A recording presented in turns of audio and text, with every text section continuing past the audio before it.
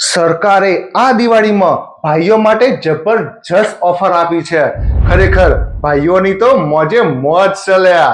હા, સરકારે નવો લો બહાર પાડ્યો છે ભાઈઓ માટે, જેની જોડે એક પત્ની હોય અને બીજીને લાવી હોય અને આ બંનેને એક સાથે કેવી રીતે રાખવી એની પાછળનો નવો લો બહાર પાડ્યો છે સરકારે. હા, હું હાલ જ એક વકીલને મળીને આવ્યો છું અને ટોટલી માહિતી હું લઈને આવ્યો છું. તમે ફટાફટ એને નોંધ કરી લો.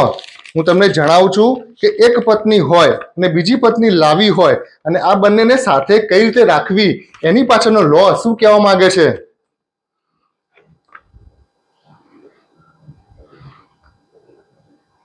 અલ્યા એ આવા તો કોઈ લો હોતા હશે. આવી આશાઓ છોડી દો. જે ઘરમાં છે ને એને જ આખી જિંદગી સાચવવાની છે.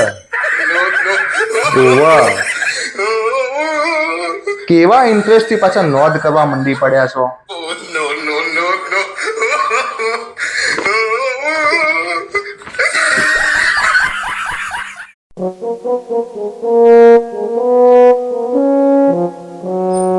આ હરખું સાફ કરો, હરખું સાફ કરો. આ બધું રહી જાય છે. બસ તમારી પત્નીઓનો આ જ પ્રોબ્લેમ છે. કોક પતિ પ્રેમથી સાફ કરતો હોય પણ જ્યારે જો તો મોઢામાંથી બસ કડવું જ નીકળતું હોય. તમારે તો નાની હતી ત્યારે શું આખું કાઢેલું ઘડી ગઈ શું? એ જાવ જાવ હવે જાવ જાવ. અમે પત્નીઓ તો ફ્રૂટ જેવી હોઈએ છીએ. મેંગો જેવી મીઠી, કોક ઓરેન્જ જેવી ખટ મીઠી, કોઈ સફરજન જેવી લાલ. ડખો તો આ તમારા પતિઓનો જ હોય છે.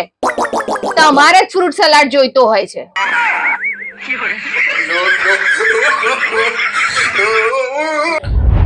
દર્શના, કોઈ ખબર બબર પડે છે?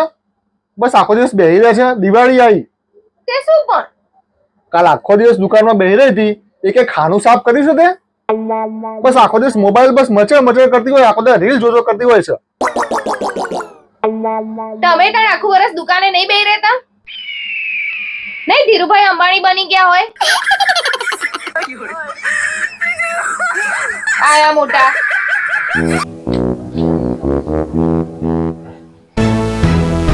ઓય હરખું સાફ કરજે પાછી. હા, તે હરખું જ કરીશું ને. गजब की बेइज्जती है। દર્શના, હા, આ દિવાળી જેવું લાગતું જ નહીં. આ 3 દાડાથી મંડી છું સાફ કરવા અને પાછા કે દિવાળી જેવું નહીં લાગતું. આયા મોટા. એમ નહીં, અહીંની વાત નહીં કરતો હું. આ બહારના માહોલની વાત કરું છું. બહાર દિવાળી જેવું સહેજે લાગતું જ નહીં એમ કહું છું. ઉભા થાવ. ધાબે જઈને પતંગ ચગાવો જા. દિવાળી જેવું નહીં લાગતું. અને એ ના હોય ને તો પિચકારી કલર લઈને હોળી રમો જો. દિવાળી જેવું નહીં લાગતું. बहुत ही चालाक हो गया है बेटा। તો હું શું કહેતો હતો આપણે છે બોલો નહીં યાર. અત્યારે દિવાળીમાં સાફ કર્યું બધું તો જો કલર બલર મળ્યો કે નહીં? ના હાલે કલર તો હું રમવા જાઉં હોળી. अब ये फंस गया। હમણાં કલર વગર હમણાં બુઢું લાલ કરીને હેડવા મંડો. આ એ ઓય દિવાળી જેવું લાગતું નહીં. આ સાફ કરી તો હાથ ઘસાઈ ગયા અને પાછા કહે છે દિવાળી જેવું નહીં લાગતું. દિવાળી જેવું ના હોય. સાફ કરે ખબર પડે.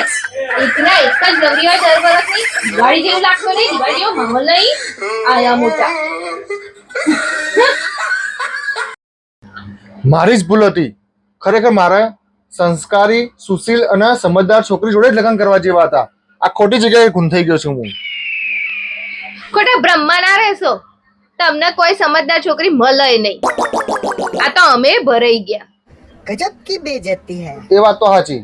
આ વાત સાથે હું 100% એગ્રી છું.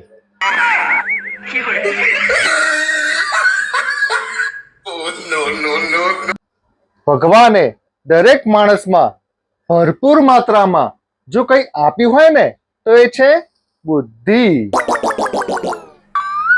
હરામ જો કોઈએ પણ આજ સુધી કમ્પ્લેન કરી હોય આ બાબતમાં કે મારામાં ઓછી છે,